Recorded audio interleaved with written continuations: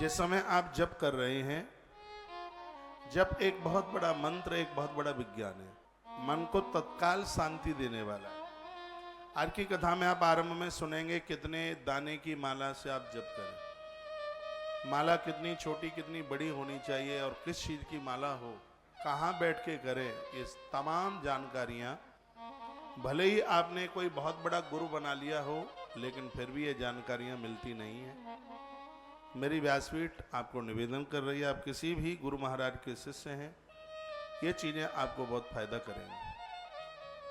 तो शिवस्य सन्निधाने चह, भगवान महादेव के सानिध्य में आप बैठ के जप करते हैं, मैं खोलो तो उस जप का कई गुना आपको फल मिलता है। सूर्य देवता के सन्मुख होकर के आप जप करते हैं, आपको बहुत उस जप का फल मिलता है।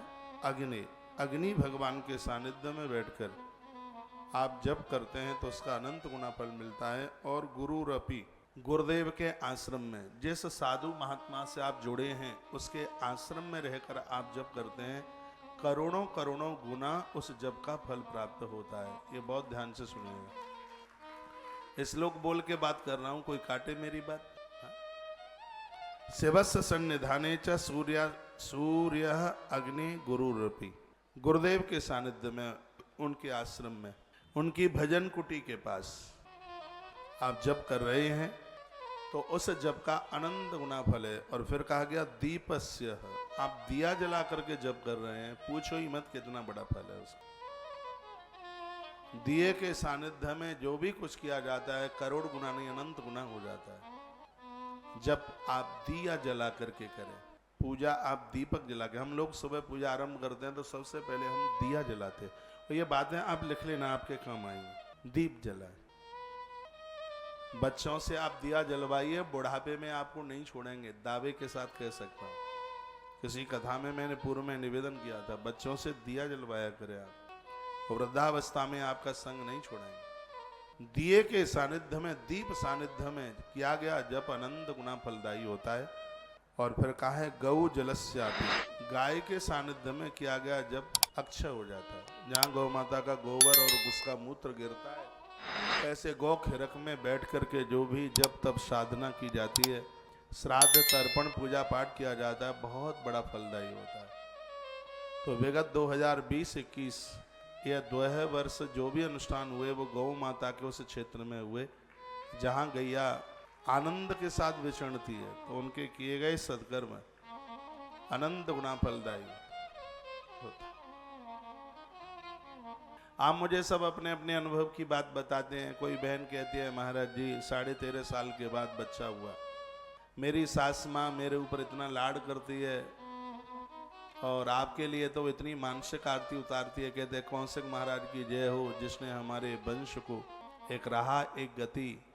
वो बहन कहते कहते आंख में आंसू ले आई।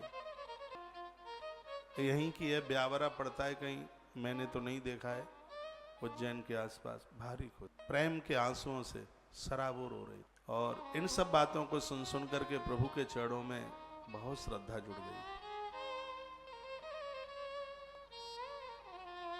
गौ माता की कृपा है, जहां गौमूत्र गाय का गोबर गिरता है, ऐसी जगह पर किया गया जब अक्षय हो जाता है, उसका पुण्य कभी क्षीण नहीं होता। गौ माता को इतना आगे लिया गया है। और फिर लिखा है जलस्यापि, कोई नदी के किनारे जल का लोटा रख करके, बिना जल का लोटा रखे तो जब की पूर्ति ही नहीं है, इसलिए पंचपात्र पानी जरूर रखिए। जल के किनारे, नदियों के किनारे जप कर्म प्रशस्यते, इसमें लिखा है वह जप कर्म अपने आप में बहुत विशेष है। एक बार फिर दोहरा रहा हूँ, भगवान शिव के सानिध्य में, सूर्य भगवान के सन्मुख, गुरु महाराज के आश्रम सानिध्य में, दीपस्य है दिया जला करके, गैया के सानिध्य में, जल नदियों के सानिध्य में किया गया जप अपने आप में बहुत प्रभावशाली हो जाता है। मैं बड़ा बड़भागी हूँ, सब चीजें रोज हमारे पास में होती हैं। श्रद्धा से गुरु की सानिध्य होती है, क्षिप्रा मैया का सानिध्य रोज हवन करता हूँ, कुंड जलता हुआ होता है वहां। जो जो बातें कही जा रही हैं वो सब नित्य, इन सब चीजों का बड़ा आनंद प्राप्त हो रहा है।